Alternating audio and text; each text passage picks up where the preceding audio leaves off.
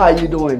My name is David Carrigo, also known as DJ Chase Mode of the Dream Entertainment. So today we're going to be talking about digital mixers, alright? So we're living a world where digital consoles have just taken over.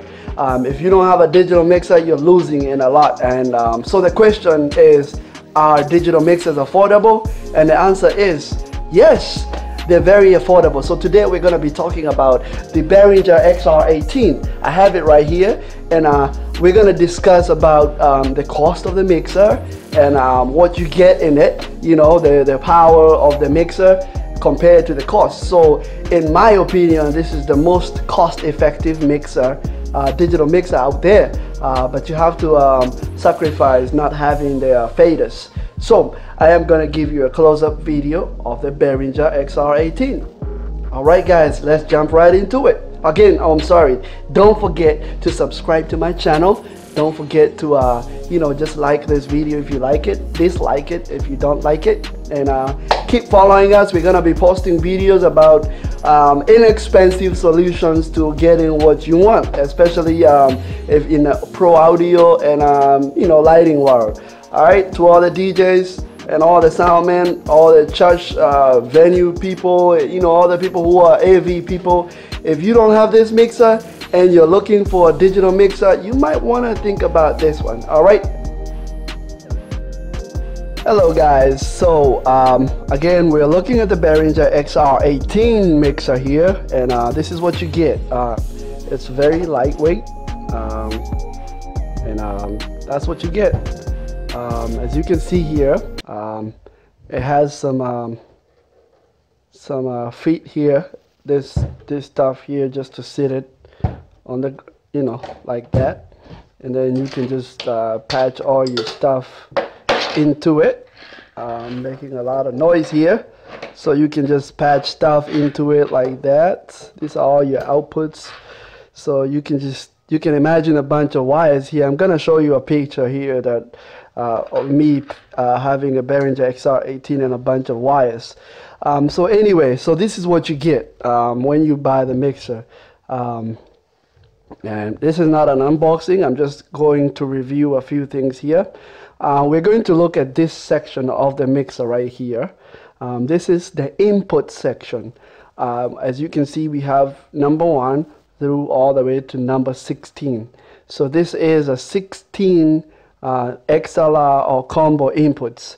By combo, I mean that you can plug in a 1/4-inch cable. I'm trying to do this while looking at the camera. You can plug in a 1/4-inch cable, and also you can grab your microphone cable and plug in your microphone cable just like that. So they are all combo inputs. So if you have a guitar, you can just patch your guitar just like that. And I think these two channels here are high Z channels that you can plug in your guitars and yeah, pretty much your bass and your lead guitar here straight up with no direct box, and you get that nice quality sound. So those are 16 channels, and we also have 1/4-inch TRS left and right for 17 and 18. I believe you can only access this in one fader, so you cannot plug in 1 or 2 other things here and separate them. I think you can only access that as a fader, one fader. So you're gonna have to decide what's producing the signal, and you know, you can plug in 2 items there, but you can't play 2 items at the same time. I believe that's what it is. So this mixer also has 6 auxiliary outputs, which is really awesome for mixers out there.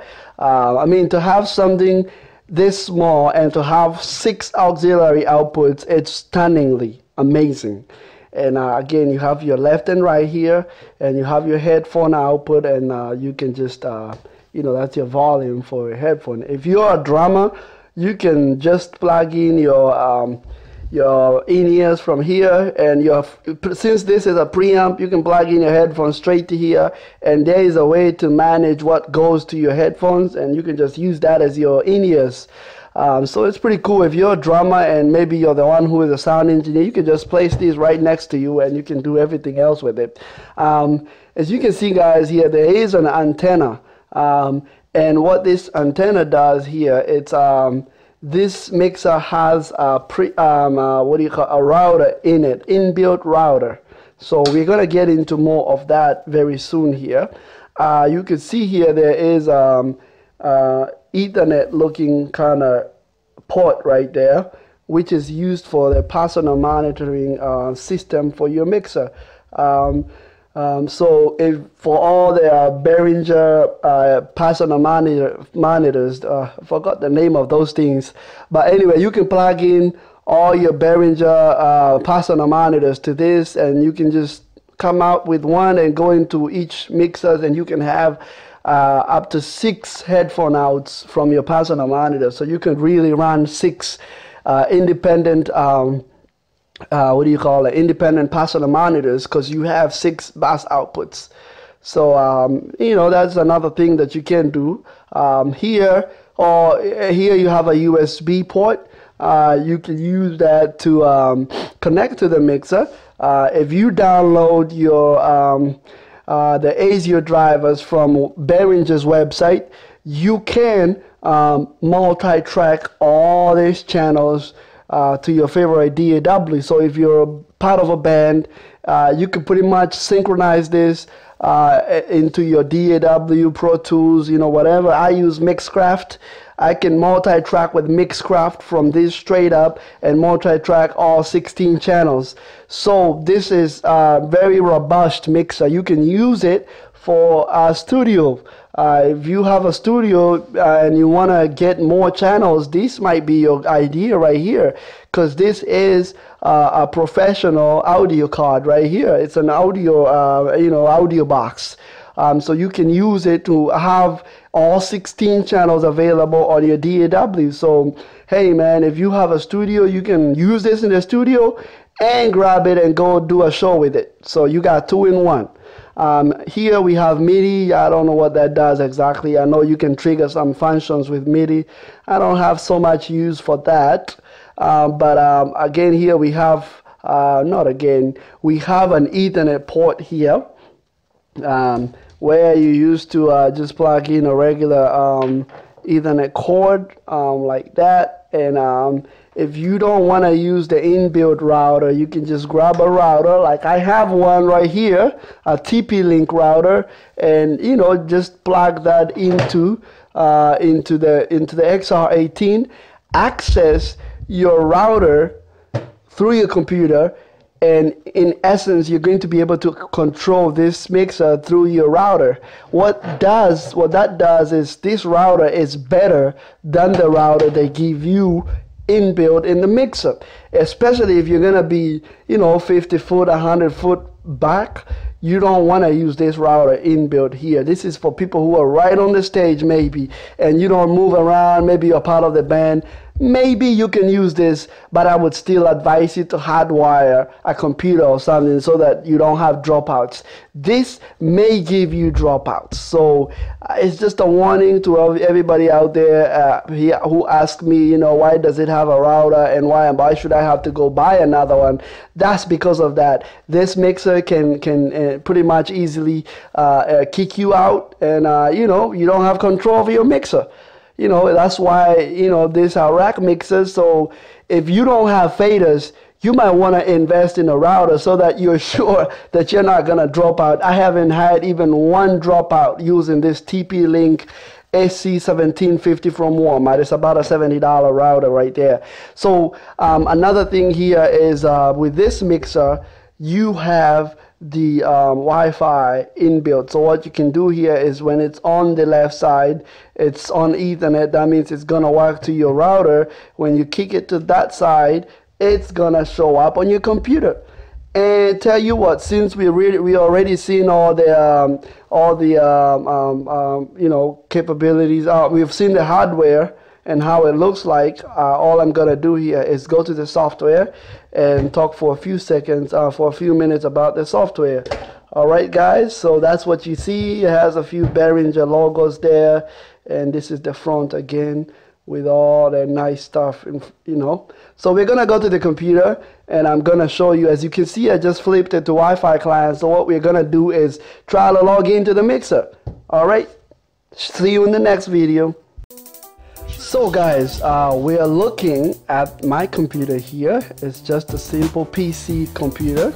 I'm gonna try to get as much focus as I can here. It's always hard to film a computer screen.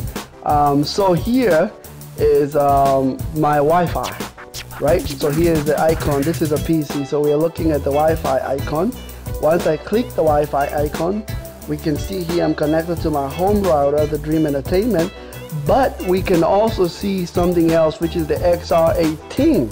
So what you do, that's showing that the router in the XR18 is actually working. So all you do here is connect to that router, and you know, just connect to it like you would connect to a regular router, and wait for it to connect. And you can see here that my XR18 software is blinking. That means something is happening. Oh, I think it's already asking me to connect, and it's connected. So I'm gonna X out of that, and it just has to go through this process. I'm just gonna cancel this. I'm gonna close out the app, and we're looking at my desktop. So at my desktop, here is my XR18's app. I'm gonna launch it, and immediately we meet with this, you know, connect to the XR18. You connect to it, and I always, if you have a new settings that you have on your computer and you want to transfer those to your mixer, then you can do PC to mixer. If you want to keep the current settings on your mixer, so then what you do is mixer to PC. So the settings coming from the mixer will be transferred to your PC. So remember, that's a tricky place. You do it the wrong way, then you're gonna wipe out what you have on your mixer, especially if you're not running your mixer. So all you have to do here is do mixer to PC, and it just immediately says it's transferring all the parameters, which is not. I don't know why. Okay guys, it's not doing anything. I think I noticed that earlier on, so I'm gonna try to connect to it again. Okay, let's do PC to mixer this time. Continue. It's taking its time. Oh, there we go. It's working finally. It was just taking its sweet time. It's still taking its sweet time. So I don't know whether you can see that part, but it's transferring data. Oh my god, you really can't see none of that. There we go. You see it's counting, it's transferring parameters, and it's connected. So now we're connected to the XR18 software. So we're gonna look at the software. So that's what you get, number 1 all the way through number 16. Those are your channel inputs, and all your outputs are on the right side of the software, which are number 1, 2, 3, 4, 5, 6. Remember we had 6. You find them here. So what these are, they're mixed too. So right now you can see the highlighted segment. That means we're mixing main left. All these channels are mixing to the main left. If you highlight the bus 1, that means all these channels are now mixing to bus 1. The same way, bus 2, all these channels are mixing to bus 2. Don't forget that your, here, let me try to focus here. Don't forget that your main volume for that bus is here. So remember to set your main volume at about 0. So when you hit bus, the first thing is to look at the main volume, set it at 0. Then whatever, if these are your front stage monitors, then if you want to mix that you can tell that I mixed here. This was a church setup. I mixed the pastors, the lead mic, the backups. I mixed a few mics to the keyboard and all that stuff. I mixed to the front monitors. So that's how you mix to the monitors and the output. So you hit that, you mix into the main left and right. You can also assign effects. You have effects number 1, effects 2, effects 3. This is a simple reverb. This is a delay on effects 3. That's what I really use a lot. And I use that on the lead mic just to give her a little bit, or him a little delay. It just makes the voice sound good. And that's how you mix effects to a microphone. So once you do that, the effects will then appear on the left, right. So also remember to come here and set your volumes for your delay. You can see here I have FX1, I have the reverb, and I have the delay here. So remember to set your overall effects volume from here.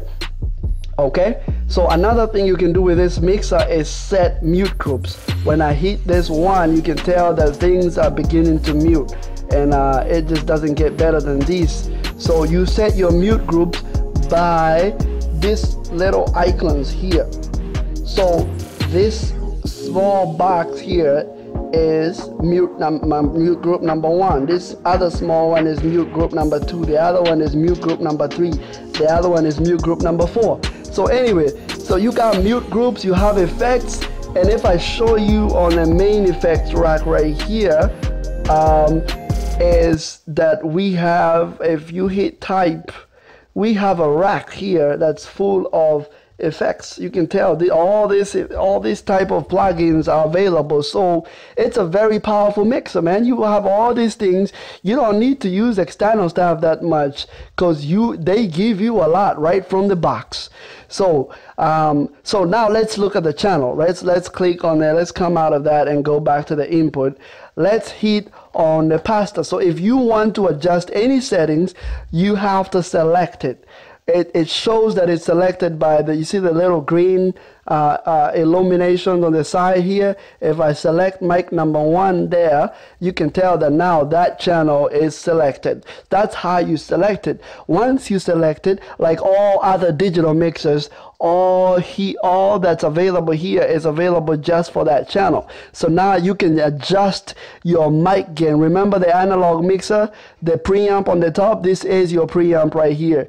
So this is your mic gain. If you're using USB, you have to press USB from your, if it's coming from your DAW. So remember also to come out of USB and go back to your AD.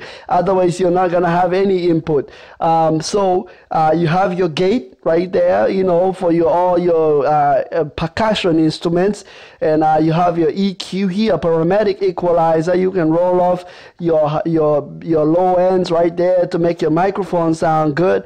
You can decide to grab some some frequencies, and you can dial in some curves here like 10.0, and it's a very sharp curve here, and you can just cut it out like that. So there are a lot of things. Well, 10.0 didn't really work. Let me see if my num lock is actually on. So yeah, so now I can put 7.0. You can see I can sweep bad frequencies like that, and if I don't, I can sweep it and find a bad frequency and cut it. So hey, you get all that power. You have a compressor now. You can set your compressor, and you can see it graphically working. Some of these things are not really in focus here, so I'm going to try to get it in focus. To know that you're actually engaging your compressor, you have to look at this right here, and you can see it going down. That means it's compressing the signal, and the more you go, the more it compresses your signal. I always stay about around there for microphones. You don't want to over compress at the same time. So all these things, I leave them to do it automatic. I don't care, provided there's a compressor and it's working just a little bit. You can see it gain reduction real fast. So what I'm going to do here is try to connect the microphone, and try not to take all your time here doing this. So I'm going to connect a studio microphone here, and I'm going to try to make it clip. And so I'm going to go back to channel 1, and I'm going to try to scream on the microphone, try to add my input here so that I can scream on the microphone, and we're gonna see the compressor working. So I am now screaming on the microphone, and now we're waiting to see the gain reduction. You can see the red here. The red there is showing that it's reducing the overall volume. Now this microphone wasn't too loud. Let me see if I can get it to be even louder on the input here. Let's turn up the head gain even louder. So now the head gain is really loud, and you can tell the mixer is really doing the job because it's not even turning red. Okay, it's not even turning red here. So now we can go here and turn the gain reduction, more and more and more. Check, check, check, 1, 2. It's not engaging. Oh, I have the wrong thing here. So here we go. Check, 1, 2. So when you do that, you can tell when it's actually reducing the volume. You don't want it going like this because it's gonna really shut that microphone down. You want it to be somewhere around there where you have a little compression. When someone screams like that, it jumps and compresses, and at the same time it's doing its job. So I don't really do all this. I just let it do its job. I don't play around with all that. It's simple enough. And all this you can send to your auxiliaries really quick through here. You can just click that and quickly send things to different auxiliaries. Just do that and send, take it out or send it. And you can mix to all the buses real quick like this through the sends. And the main here is where you have your panning. If you have panning problems, you might want to hit onto the main tab right here because all the channels have all the, you can access the panning through there. And the mute groups, you can put a mute group for your DCA group. I don't use that. It's kind of confusing when you are, what do you call it? It's kind of confusing when you're using DCA groups and you don't have faders. So I wouldn't advise you to do that. So what we're going to do now is go to Sweetwater website and show you the price point for this mixer. So we've seen that you have a lot of capabilities to be able to make this mixer work for you. 18 channels and 6 outputs, and including the left and plus the left and the right. So it's a you can do all. I did how many microphones? 1, 2, 3, 4, 5, 6, 7, 8. In this show that I did here, I had 8 wireless microphones, and I had a keyboard, bass, a second keyboard, saxophone, and I still had a drummer, kind of drummer patched in there. So you can make it. You can do a lot of stuff with this mixer. And let's look at how the price range for this mixer. We are on Sweetwater website, and we can tell that this mixer here will cost about $599. So again, just for the heck of it, we're gonna go and type digital rack mixer here so that we can see what we're competing with. Okay, I did not put a space there. I don't know if it's gonna work. Digital rack space. Okay. Oh, I'm connected to my XR18. I have to go back and connect to my router if it doesn't start taking its sweet time. What? That's just outrageous. Okay, so here, digital rack mixer. So we're gonna put a space at the rack and a space at the mixer and just hit enter. So now we are looking at the different mixers we have from Sweetwater, and I'm gonna try to zoom this. We can tell here we have the Mackie DL32. It's a 32 channel mixer. It's pretty good, but it's $1,700, so a lot of people can't afford that. Persona Studio Live is a 32 channel rack mixer, $1,300. Another Persona 24, that's $1,000. Midas M32C, it's a very small rack mixer. Behringer has that too. That's just too expensive. The Yamaha, you don't even want to look at that. Persona Studio Live, you can tell all the DL32, it's just, I think we already looked at that. I think that's just not giving us too much. So let's see here. I know there are more rack mixers than this. Okay guys, I am trying to show you that this is probably the best and the most price-worthy mixer out here. So now here we have a bunch of mixers now. We have the Behringer rack, which is $9.99, but you only get 16 channels. So if at the beginning 16 channels and 8 outputs are good for you, this can work for you, and it's $9.99, and it's expandable. So that means you can get a S16 and get 32 channels. So that's a really good solution, but it's $1,000. You know, Presonus has a 16 channel, $7.99. Presonus has another one, which is a RML 32, which is like a really good deal, but it's $1,000.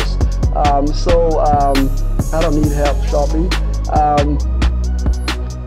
Presonus $7.99, Yamaha something there, and we're looking at all these high prices that maybe maybe you're not looking to spend that much money. So here is an Allen Heath and a rack mixer from Behringer, not the rack, the compact, or the digital, the compact is $1,000. You only get 16 and 8 outs. Allen Heath QU is pretty much expensive. Soundcraft is doing a really good job. This one has UI16. It has 4 outputs plus the left and right, and it has 12 channels. So that's not bad. Now to all of y'all DJs out there, this is an awesome mixer right here, Behringer Xr 12. This is a 12 channel mixer. You have 4 XLR inputs, 2 auxiliary outputs, and then the left and the right, and it's $249. You get all the power of the Behringer XR series on a $249. So why would you go buy an analog mixer? Just tell me, why would you buy it? If you can get that for $249, you don't even need to buy a drive rack, because this has all the cool stuff, all the parametric EQs. You can save stuff, so you can save scenes and stuff. You can kind of take away feedback from your system. The drive rack costs $299. Don't buy a drive rack. Buy this and patch your turntables to this, and put your microphones on these so that you can sound more professional. Don't patch your microphones to your turntables and your music, and everything is coming out of one source. That just never sounds good. And if you wanna, they have a Behringer XR16, $399, and again we can see the XR18 right there for $599, and there's really nothing at that price point. Soundcraft is really trying, but the very closest competitor is this, and it's a little bit high, closest to the XR18, because it has 24 channels, and this looks like 8 bus outputs, and it's $999. So that's a really good price right there. But again, I would rather buy the Presonus RML, because it's 32 channels. You get all 32 channels out of this RML. So guys, we can see that the XR18 is very competitive as far as a price point. You really can't beat the price. You can't beat the price. So if you're looking for a digital mixer, the Behringer XR18 is probably your #1 source. This mixer is a perfect solution.